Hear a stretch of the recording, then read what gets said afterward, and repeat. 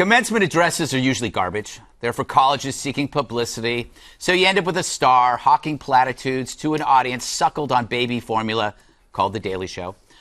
I was once asked to do one for a high school in Jersey, but I turned it down because they wouldn't pay my cab fare. So here's my advice for free.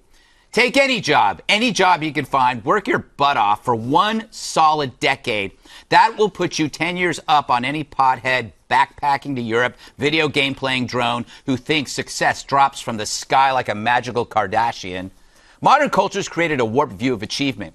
Not everyone gets a reality show. So instead, be a workhorse. And by 2025, you'll surpass the famous people you see now. Hard work beats those who prefer identity over industry.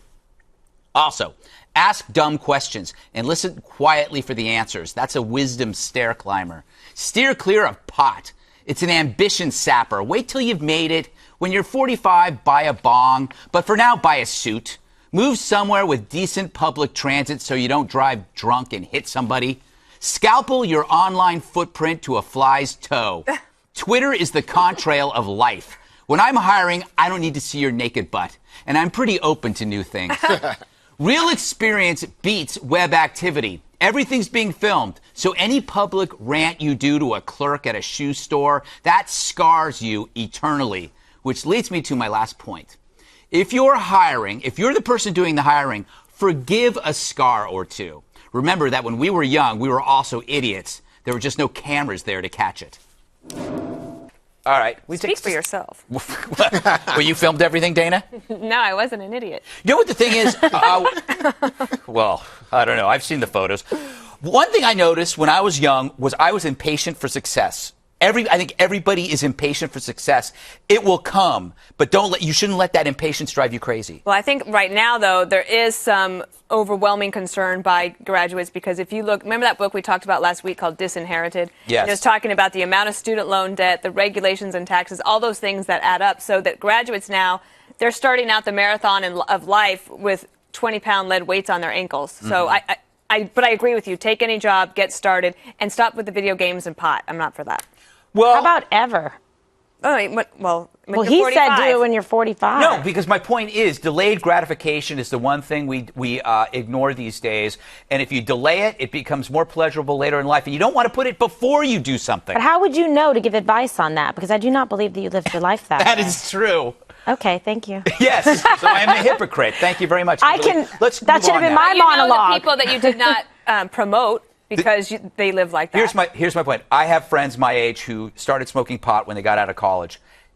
They didn't get anywhere. But if they drank, they managed to go somewhere. Does that make sense? I think what you're saying is correct. I mean, I believe in that. I think you should work hard and earn it. It's the proper mental strategy and mentality. I wasn't sitting there going, oh, who can I hang out with that's like smoking pot? I would not do that. I would avoid people like that. I never did any of that. I was trying to be appreciative for the education I had, for the sacrifices my parents made. I was very interested in perfect attendance.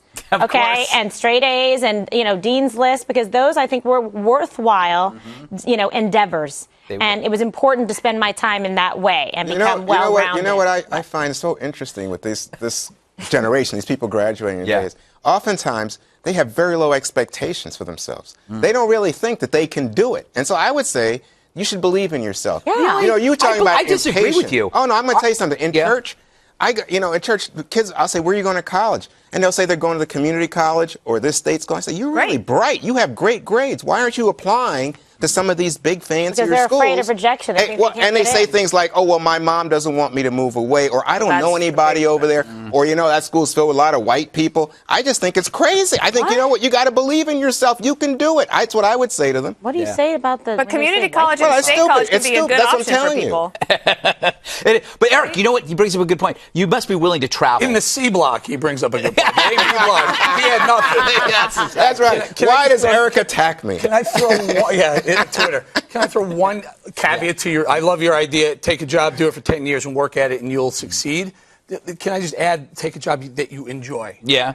Not necessarily any job, because if you don't enjoy the job, it's going to be a decade of hell. But if you do enjoy the job, even if they don't pay you, I agree with you. But Bowling, what was your philosophy? Because you achieved a lot. You were really getting after it with baseball and trading and everything. And again, if it's what you like and you desire and you want it, just don't. I mean, so many so many things, bumps in the road or potholes, and you want to give it up and throw it in, and you just have to keep going. And don't move home. Yeah. Got to be a little hungry. I never quit. I just got fired. And community college is okay. Get Okay, an so education. don't listen to you, basically. No, you should try to get fired once in a while. Okay. It's good for you.